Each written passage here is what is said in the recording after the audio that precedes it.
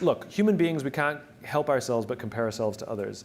And comparison is the deadliest thing we can do to ourselves, because we will always come up short. And Right. all it does is exaggerate all of our insecurities. It's okay to enjoy other people's success, but you let them live their lives and you live your life. Oh, and by the way, they're curating their social media. That's not really their life.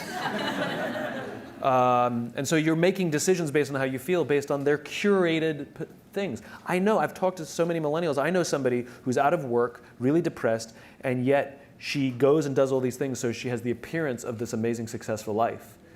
And so now she may be making those decisions based on what her friends, who knows what sort of weird, twisted, exaggerated, circle of depression this is forming. So go back to the rules of the infinite game. Your friends are there to admire. Your friends are there to say, God, I'm so happy for them. What are they doing that I can learn from? I'll give you an example. So we can all fall into this trap. So, in my business, authors and speakers and folks like us, we're all comparing ourselves to each other, and sometimes it can get silly and competitive. And there was, sometimes I go on Amazon and I check the rankings of my books to see that I still have a job. And now and then there was this one author who I hated for no reason. He's very smart. His work's incredibly good. He's incredibly well respected. I respect him, but I hate him. And I would check the rankings of his books. And when I was ahead, I'd be like, yes.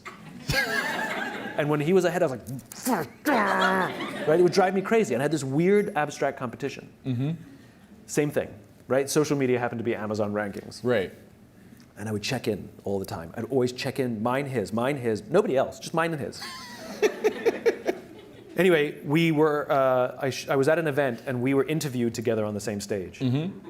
And the interviewer decided to let us introduce each other.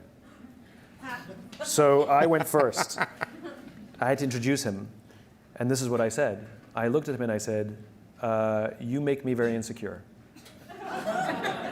I said, because all of your strengths are all of my weaknesses. And every time I see you do well, it just reminds me what I'm bad at. That's how I opened up.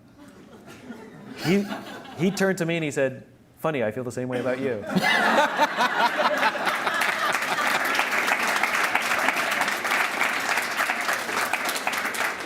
And now we love each other. Because I realized that he's really good at what I'm bad at. So by me getting to know him and really learning to love him, I'm realizing I'm getting better at those things.